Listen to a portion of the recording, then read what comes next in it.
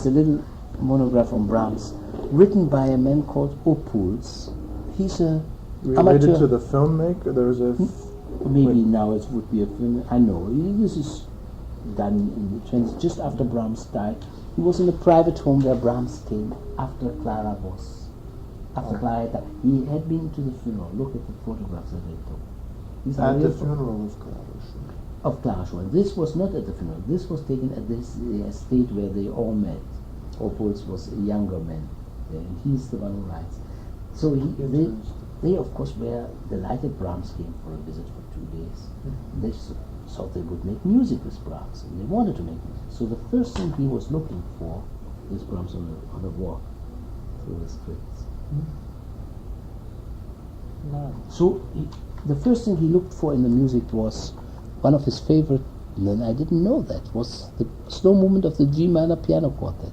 And since they didn't have it in the house, okay, he didn't play that. But he wanted then the Brahms, his trio, 101, the C minor, the big trio.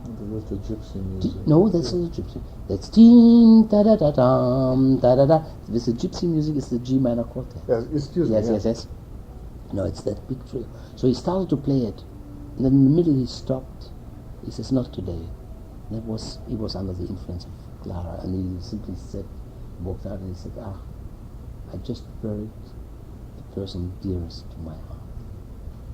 And I didn't finish it yet, but it is interesting because I just edited the Opus 116 for Wiener Urtextausgabe. And what was interesting to me was they wanted, when you edit Urtext, a few fingerings too, besides Brahms, what Brahms had said, and then they wanted to put at the end somewhat, how do you see those pieces? What do you ask the person to look for? And to do that in concise terms, although I've spent all my life with those pieces, I played them, I taught them, just to find, to say it in a few words, was not easy, and I had to rethink, do they really say what I mean? Do I mean what I say there exactly? Well, that was an interesting experience too. I think it was, in writing, I think it was Mark Twain, the American author, who said he put everything he wrote away for 6 months and then reread it, because then he would see more objectively what he had, was he written, what he had written, what he meant to write. Exactly. And it took 6-8 months somehow to... I even saw that fingerings take on a difference.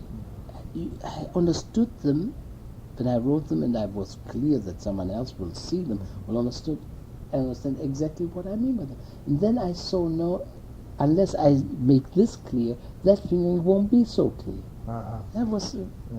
with a student where you speak, it's always clear. You can say, oh no, why don't you look at me, look, or do it this way, or try. Here, it's supposedly it has to talk for itself. Yes. You can't call me. I can't. Just call me. Collect. This is probably not easily available. No, it's not easily. It's not even. It's in German. It's a young man who brought it here to me, and of course they all loved and adored Brahms naturally, and it was still close to the end of his life too, that they spent with him. It's a marvelous photograph. Wonderful photographs. Yes.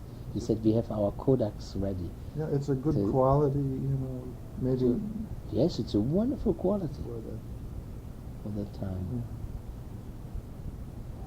So I know you're recording very well of the Brahms quartets, yes, with Chandler. With Walter. Perfect.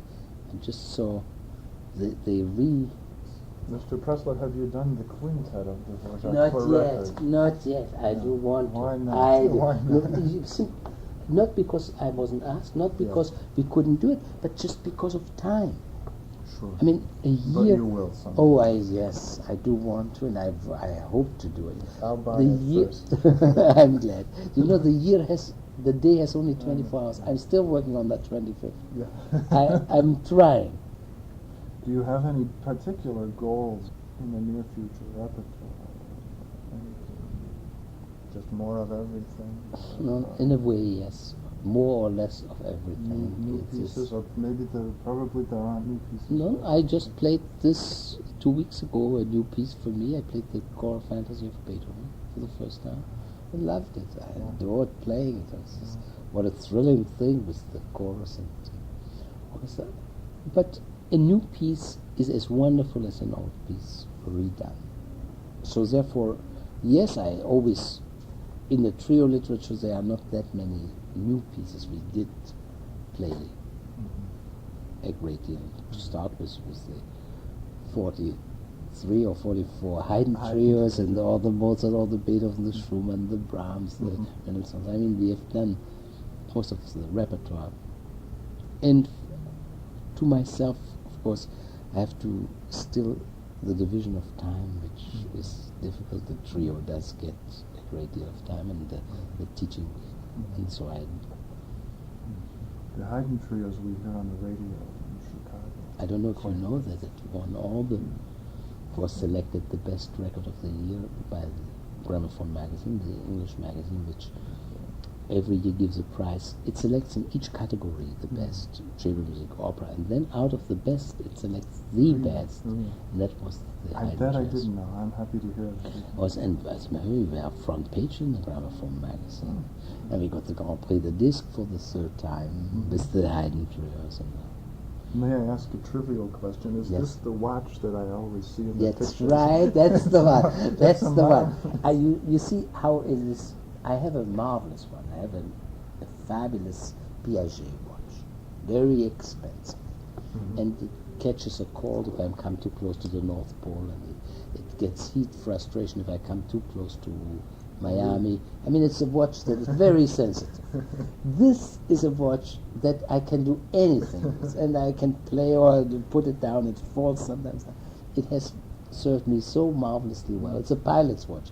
And everyone says, my God, it's so heavy. Well, it strengthened my wrist besides. So it did. Well, I think it was your pupil, Marion Friedman. I don't know what became of her. I don't know where she's in London right now. I think she told me in her way, which was very charming, and Yes. Yes. she told me that, I just had my first lesson with Mr. Pressler, with her accent and Yes. everything. English. It was marvelous. It was inspiring. It was wonderful. But I couldn't keep my eyes off his watch. I don't know if she told you this. No, I didn't know that. I couldn't keep my eyes off his watch. So because she has a preoccupation with watches. I didn't know She that. didn't. Well, I didn't either. But she's kind of a maniac On about watches. Yes. I mean, in a small way. Oh, that's interesting. You see, I find out about my students now. Let me see. There was a picture. I think it was on an album record. Do you have any? You live apart from them. Is this any kind of? I think it's They're good. in New York. They're in New York. I think it's good. Yeah. See, we are very intensively together. We eat together. We travel together. We are really very close friends. But it is good and it's healthy to have sometimes To have apart, yes. And when we are together, and it's many days, and every day is a rehearsal. So the work is always foremost, it's always there. But it's good that then there comes a time when everyone is with his students and with his families and with his own doings. And, well, there must be a kind of special friendship that comes about after. I would think. It is. Yes. I mean, you have shared some of the most sensitive moments together. About the life.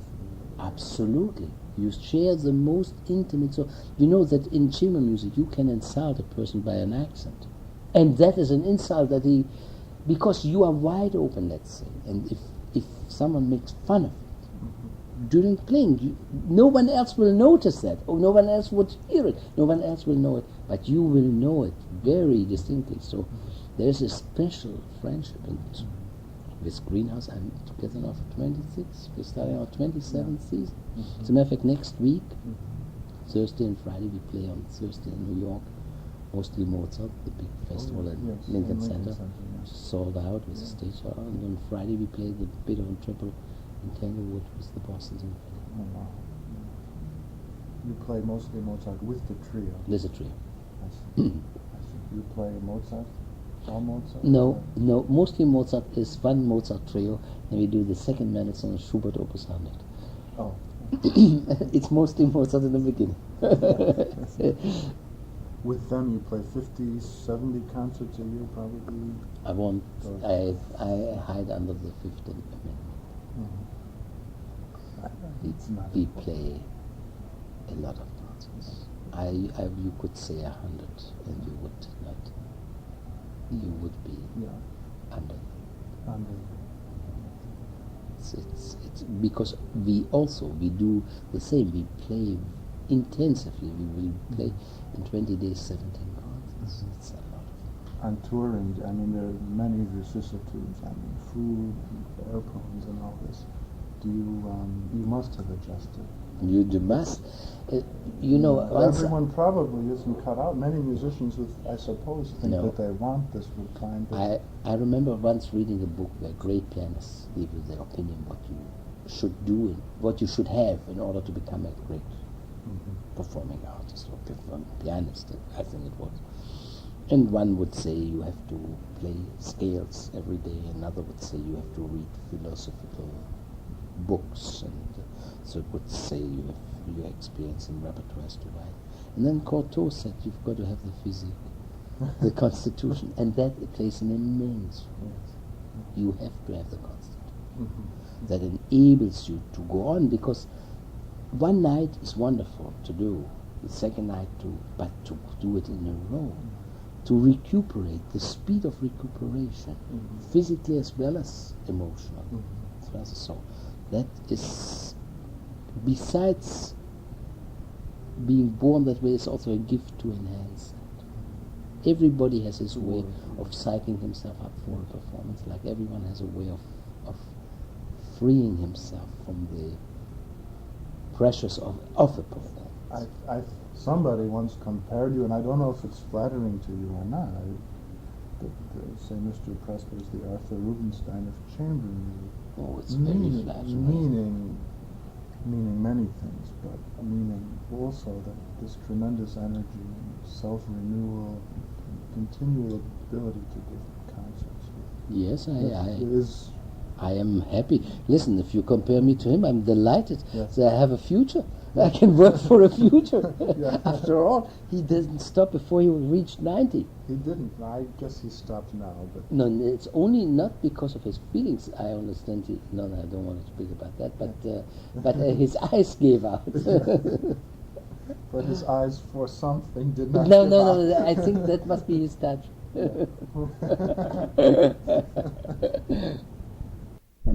Das ist etwas anders. I know that there is still one person alive, and I've met him, maybe you know him, who met Brahms as a young man. He's over 100 now. He's an Englishman named Sir Robert Mayer. He's very active in he's a businessman. He was written up in New Yorker, and he was very active in Jeunesse Musicale, the young people's concert. And as a young man, he met Brahms. Yes. And he's still alive, you know. He seems, that's the fantastic part. You read this and you see how close we are. Yeah. Not so far. Not so far from him, and yet how much it is part of our upbringing and our language and our consciousness. I mean, of course, without the music of Brahms we can't live, or we shouldn't. And not that we don't see him, I hope, the way he is, what he is. I mean, he is not as great, and that's terrible to say, as Beethoven, on whom he measured himself. And he certainly is not as imaginative as a Schumann, whom he was called, but he's a greater master. So, I mean, of the craft of composing, of the craft of instrumenting, of the craft of bringing a piece to its logical conclusion. I mean, this is phenomenal how this man worked on himself, and his weakness, the last movement, how often he has a weak last movement, but sometimes just they became strong movements. Look at the First Symphony, think of the Opus 5, the sonata, how he worked on that last movement, I'm sure. You mean that the often kind of a standard rondo? Standard rondo is not like Haydn. Haydn, the master of the last movement. Each last movement is a surprise. Yes. It's phenomenal to play his last movement. If that's in a quartet, in a trio, in a piano sonatas, they are unbelievable, this man. The richness of ideas in the last movement that he had. Beethoven struggled with last movements. Yes. Seemed obvious. Yeah. But how he overcame it.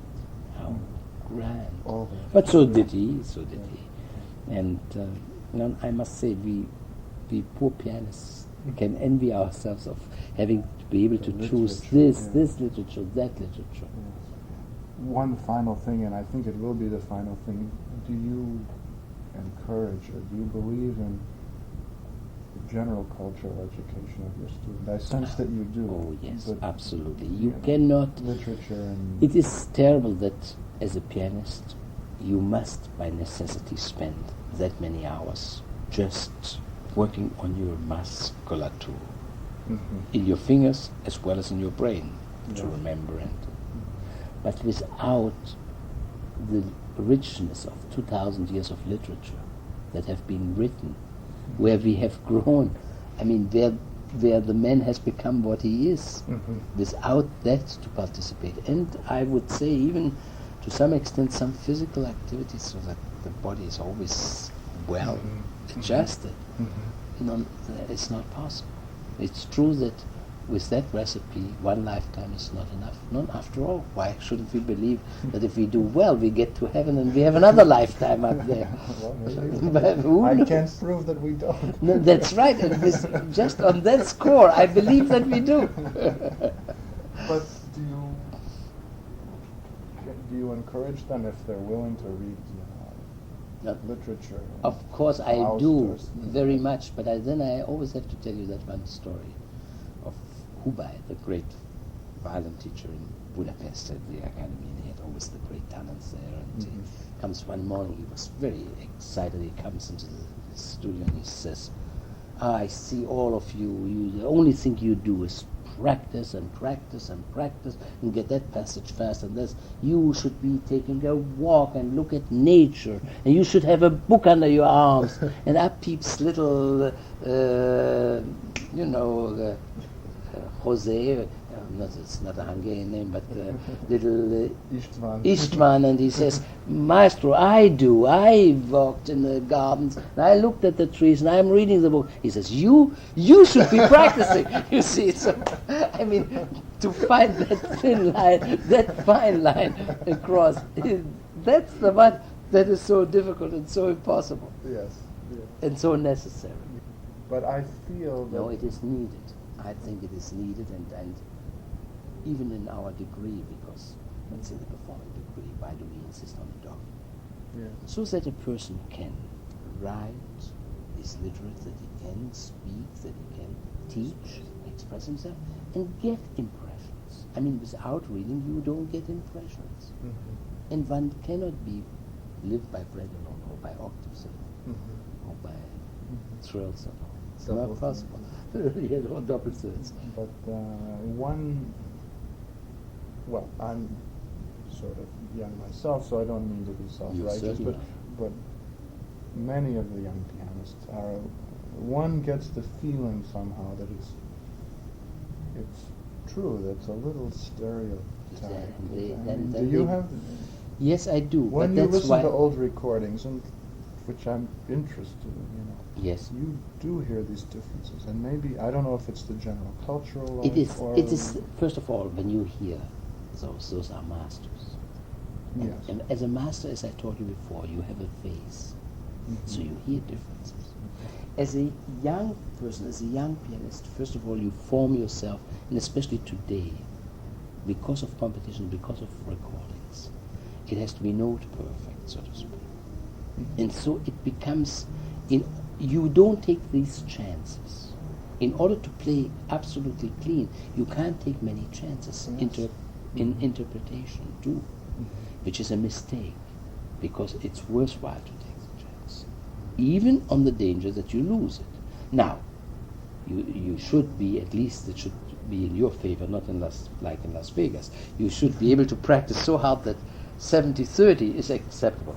80-20 would be better. The odds are. The odds are should be in your favor. Mm-hmm. But not to take any chances, so that you absolutely do this. That is what makes for what you are talking about. And that's poor. That, of course, I do like to encourage my students, not only to express themselves, but to have something to express of themselves.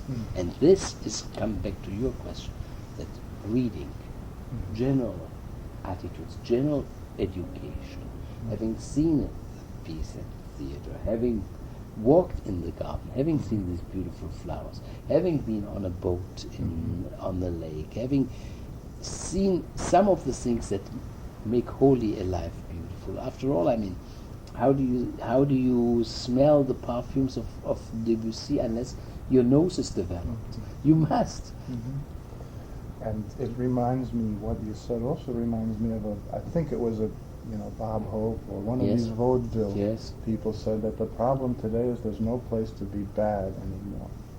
They had these theaters, where they could try things out. And we have that. It didn't hurt them so It didn't bad. hurt them. We still have that too, of course. We play in many of the small places. You start off in many of the small places where critical evaluation is not as sharp and sharpened, and the demands are not as high. And you hone your understanding, you learn your relationship to an audience, because you do play with an audience as well as to an audience. I mean, it's very much, it's like when someone listens to you, when you speak. You can, it's the way that it is listened to that you can speak more, that you feel freer to talk. That's the same as an audience. You feel a sympathetic audience as well as you feel an audience that's against you. And so one learns to play to and with an audience. You do feel that in the concert? Oh, indeed. The audience is a big equation. I mean, you sense something. Oh, you sense them. You sense how they listen, how they are with you, how you can whisper and they will follow. Or sometimes you can't whisper it because you feel they will not follow. Oh yes, So there is the quality of an audience, absolutely. Somehow in their coughing, the amount they cough? Maybe it's the amount of coughing, it's the amount of rustling in a chair, it's the amount of restless. Sometimes. What do the Germans call it? Fingerspitzengefühl. Yes, absolutely. That's important. The Fingerspitzengefühl. That a young artist has to gain and understand and learn, a young player. And he will learn it through those small towns, as well as his own antennas that are out. Of course, we walk around like that spaceman. We don't wear the suits. One doesn't see our antennas, but we've got them. Yes. And we use them.